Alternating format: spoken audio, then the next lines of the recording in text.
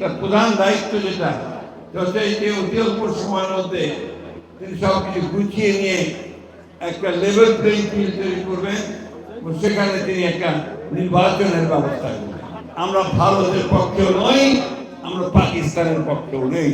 জনগণের স্বার্থে যেগুলো বিঘ্ন সৃষ্টি করা হয় তাহলে বিএনপি আবার মাঠে নামবে। তারা জানে যে নির্বাচন যদি হয় তাহলে বিএনপি বিপুল সংখ্যা গরিষ্ঠতা নির্বাচিত অল্প সময়ের মধ্যে এই যে সরকার এসেছেন ডক্টর ইউনূসের সরকার, আমরাই তাকে নিয়ে এসেছি যে তিনি তার প্রধান দায়িত্ব যেটা যে অতি অল্প সময়ের মধ্যে তিনি সবকিছু গুছিয়ে নিয়ে একটা লেভেল প্লেইং ফিল্ড তৈরি করবেন এবং সেখানে তিনি একটা নির্বাচনের ব্যবস্থা করবেন। আমরা যখনই নির্বাচনের কথা বলতে চাই তখন কিছু কিছু মানুষ আছে বলে আরে বিএনপি নির্বাচন করে এবং তাদের কথা টার্গেট কারা? তাদের টার্গেট হচ্ছে বিএনপি। কেন? তারা জানে যে নির্বাচন যদি হয় তাহলে বিএনপি বিপুল সংখ্যা গরিষ্ঠতা নির্বাচিত।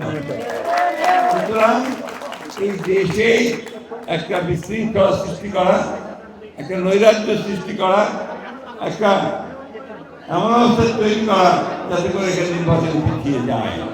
আমি এই কথাও বলছি জন্য যে আমি অনেক কষ্ট পাই যে আমরা এই 15 বছর ধরে সংগ্রাম করলাম, আমরা লড়াই করলাম, আমাদের এই ভাইরা ছেলেরা মেয়েরা এমনকি আমাদের মা বোনেরা পর্যন্ত কেউ বাদ পায় না, তাদেরকেও ছেড়ে দিতে হয়েছে, আমাদের বোনদেরকেও ছেড়ে দিতে হয়েছে।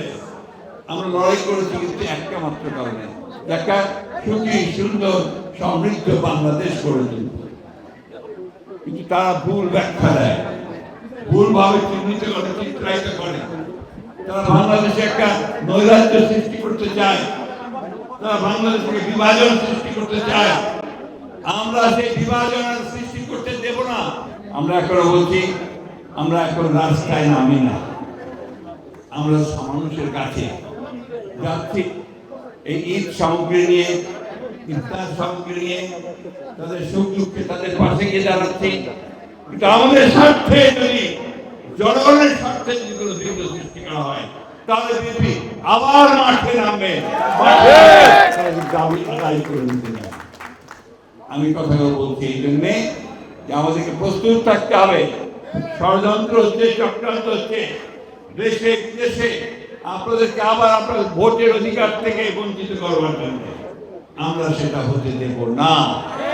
পরিষ্কার কথা, যে যেখানে থাকেন, সে ইংল্যান্ডে থাকেন, ফ্রান্সে থাকেন, আর আমেরিকায় থাকেন, সেখান থেকে মানুষকে উত্তেজিত করবার চেষ্টা করেন, বিভাজন সৃষ্টি করার চেষ্টা করেন, আমরা মানুষের সঙ্গে আছি। এই ঈদে জামা জুতো অ্যাকসেসরিজের ডিসকাউন্ট।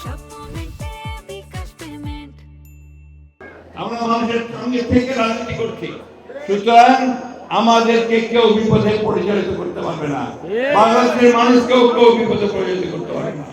খুব পরিষ্কার কথা, আমরা ভারতের পক্ষেও নই, আমরা পাকিস্তানের পক্ষেও নেই, আমরা আমেরিকার পক্ষেও নেই, আমরা ইংল্যান্ডের পক্ষে নেই, আমরা বাংলাদেশের পক্ষে।